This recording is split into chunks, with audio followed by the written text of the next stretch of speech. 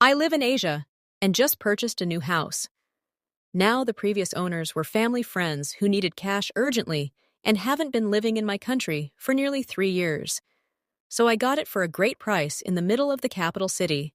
The sale was finalized at the start of this month, and I moved in right after. The house was definitely a fixer-upper, as the previous owners had left mid-renovation, and the main door was locked with just a padlock, not even a door lock. The house had no gate, meaning anyone could just walk right on in. The first day I moved in, someone's bike was parked in the garage. I just parked it on the road on the same day I had a gate installed. An angry man was knocking on my gate later, and I didn't bother answering, but through my window, I could see him giving up and taking the bike after 15 minutes.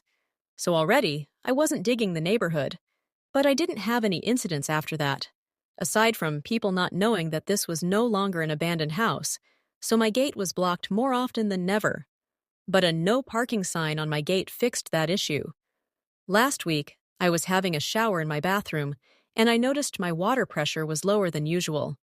I also heard my next-door neighbor's water pump going. Now this neighbor, an old guy, lived in a 3-storied house, the first being the lowest, and the one he lived in. The other 2 floors were rented out to tenants. This guy wasn't happy about the house being sold, and voiced many concerns to my friends, the previous owners. He was super angry about it, and my friends did warn me, but I'm a 6-foot guy with 3 dogs. No way he was doing anything, and yep, he didn't. So with this living situation, a water pump is needed to pump water to the tanks on the roof, since the public supplies pressure is not enough to get it up 3 stories. Now, I heard the water pump going and immediately was suspicious. Sure, coincidences exist, but it wouldn't hurt to check it out. I waited till his pump turned off and then turned on different taps in the house. Sure enough, the pressure was back to normal. This made me even more suspicious. But if he was stealing water, it also made sense. The water bills had been going up over the years this house wasn't lived in, but the house also had some water leaks, so it was chalked up to that, even if the bills were too high to be caused just by leaks. Now it's starting to make sense. At some point in the last 3 years, this old miser thought he'd save the cost of paying for water, and waltzed into the property and is siphoning water from my lines. I couldn't find where exactly he was siphoning water from, but after checking my pressure multiple times, I was pretty sure. So I sat on it for a few days, thinking if I should confront him, go the legal path, or just let it be. Now, water in my country is very cheap. My total bill, even with washing 3 animals, a car every week, and watering my garden only cost like $5 per month, even with the neighbor also stealing some of it. But it wasn't about how much I was paying or who was paying for it. It's about entitled old people who think that they're deserving of using other people's resources without paying for it, and then getting away with it. It didn't sit right with me, and I really wanted to teach him a lesson. What I did was really simple. I just turned off my water from the mains. I wouldn't have to break into his property, nor would I be breaking any laws. It was the best way of getting back at him without needing to even lift a muscle.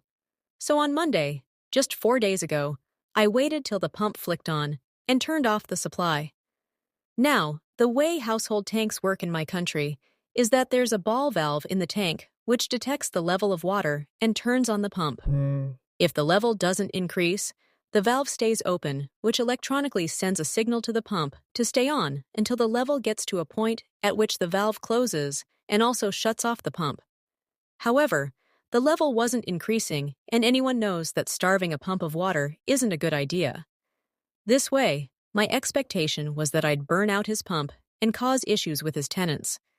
What I didn't account for is that his pump running constantly would mess up the fuses by constantly drawing power overnight and absolutely destroy his wiring. If he decided to upgrade his household wiring to a more modern standard, this would have been prevented. This house clearly still had 90s-era wiring. At around 3 a.m., I heard all residents in the house waking up and talking in hushed voices about why just their house in the neighborhood doesn't have power or water. I found out about the power part because the tenants devolved into shouting at their landlord. Our tenant protection laws are very important, and power and water are classed as essential even on a state level. Cutting those services are grounds for lawsuits, unless due to weather or some other unavoidable reason. In this case, the landlord is responsible for keeping the house wiring up to date and in good condition, alongside the supply of water.